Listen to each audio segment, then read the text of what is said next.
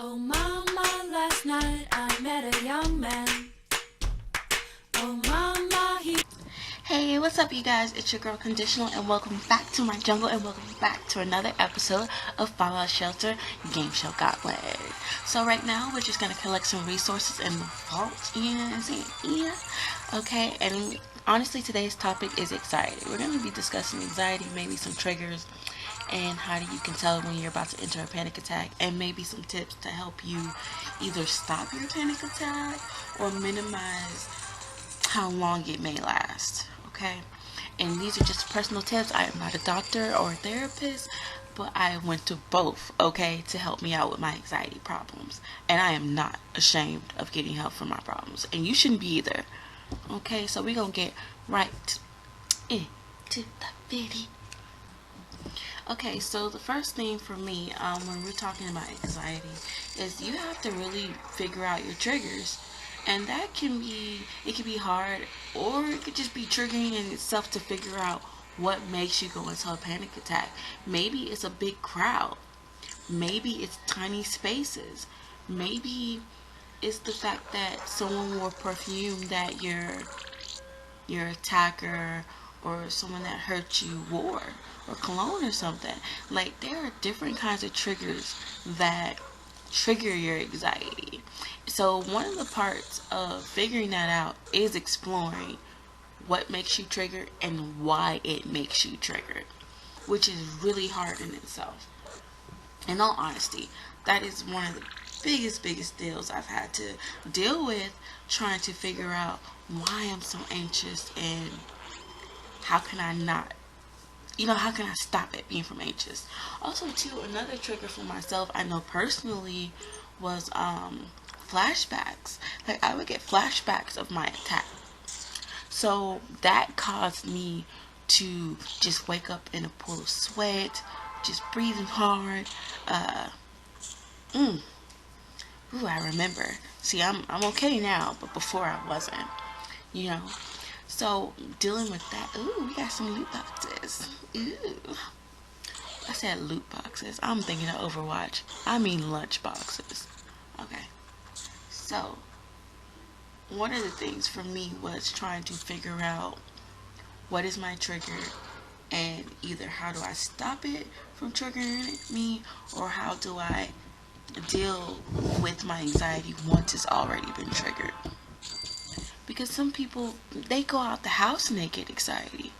That's a real thing. I actually know a person who did not like to go in public because his anxiety was that bad. So you really have to explore what triggers you and why it may trigger you. And yes, that in itself will trigger you. Okay? But if you want to be a little bit better, you need to be open and honest. Ooh, let's get right into the quest. Gameshow Gauntlet. Hold on. Okay, so now that we explored how you can identify your triggers and things, now let's explore what you can do once you've identified them. Because that's like, it's kind of like half the battle. When you identify, then it's like, okay, now that I identified what it triggers, and now that I've identified why I'm triggered, now you have to come up with coping mechanisms that will help you cope and deal with your trauma, and that will help you get, not, well, yes, in a way it's helping you get over your trauma as well. It's healing you. When you can identify those things, it really only helps. When you don't deal with those things, it hurts. Okay? It only continues triggering you. But when you are open and honest with how it triggers you and why it triggers you, you've done like most of your lead work right there. Most of it. You've done it already. Because you were brave enough to be like, okay, this is triggering me. Okay, this is why it's triggering me. You've done the legwork. Now we have to deal with, what do you do when a panic attack comes on? Like, what do you do to either stop it, or what do you do to lessen it. And when I say lessen it, meaning I used to go from having panic attacks for, oh my god, 30 minutes on and off, I want to say, to having a panic attack that only lasted to 15 minutes. See, that's the difference. At least for me, in my personal experience, that was the difference. So, when I first started getting panic attacks, I was in college. First year, I was separated from my twin, who I lived with all my life, shared a room with her all my life, and I just couldn't understand why I was just so bugged down that she was no longer around.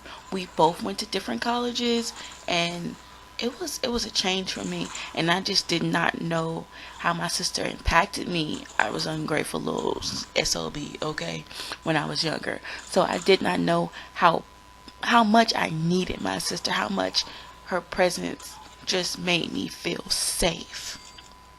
So it took some time for me. I want to say it took at least 1-2 years in therapy to really figure that out for myself, and just really figure out what my sister meant to me when, ever since we were little, ever since we were kids. So once I identified what I was triggered and why I was triggered, it only helped me to lessen my panic attacks. I started getting them less because I identified my triggers. I didn't necessarily avoid my triggers because I felt like avoiding them was not always the best bet. I wanted to take them head on. Yes, that does mean that many nights I did cry. Yes, I did feel, there were many days in therapy I would just leave feeling incomplete, a wreck, a mess. It was everything in one. Every time I left therapy, I didn't always feel clean cut. I didn't always feel like, whew, I got a lot off my shoulders. Sometimes I felt like I packed it on. So once I identified and I was able to come up with some coping mechanisms, that helped me to just have less panic attacks, and that might help you too.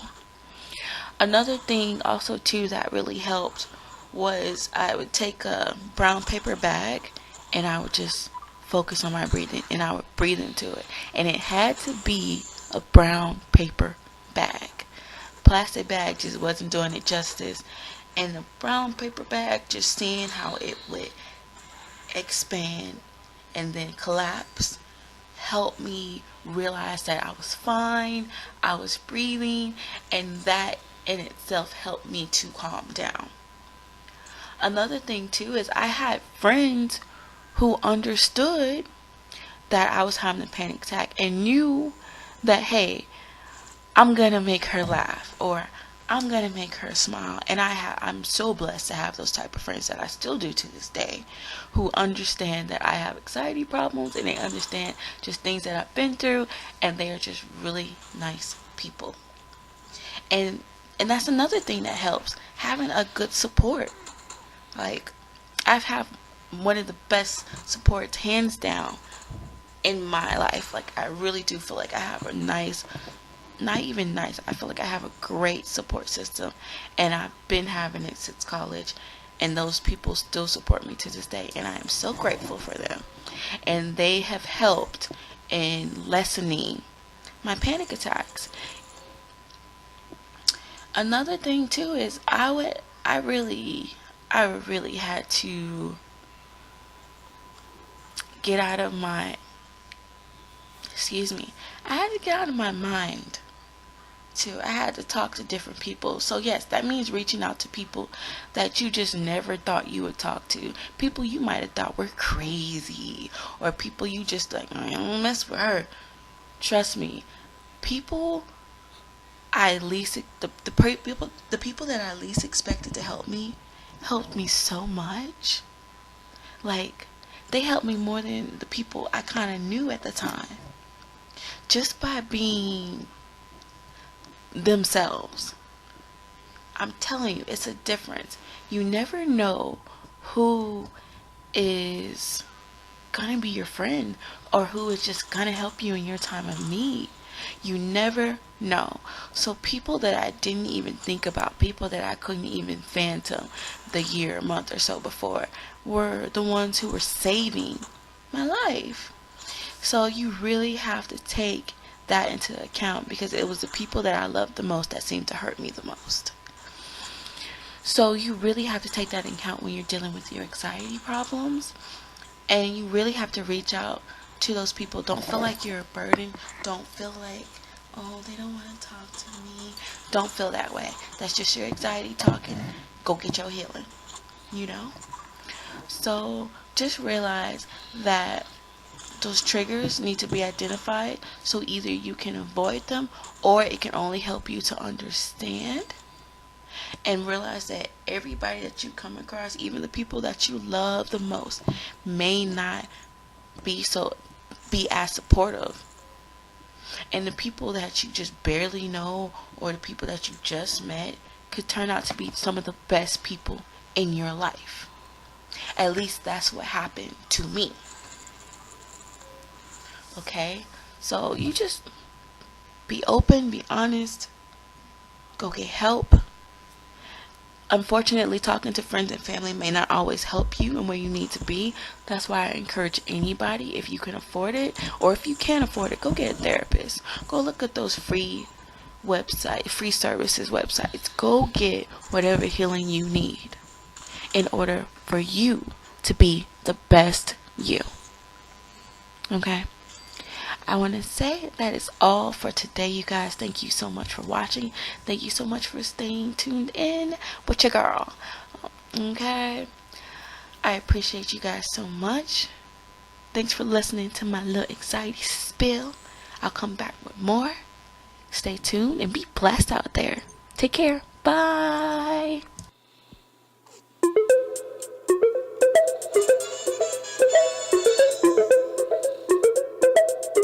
Nah.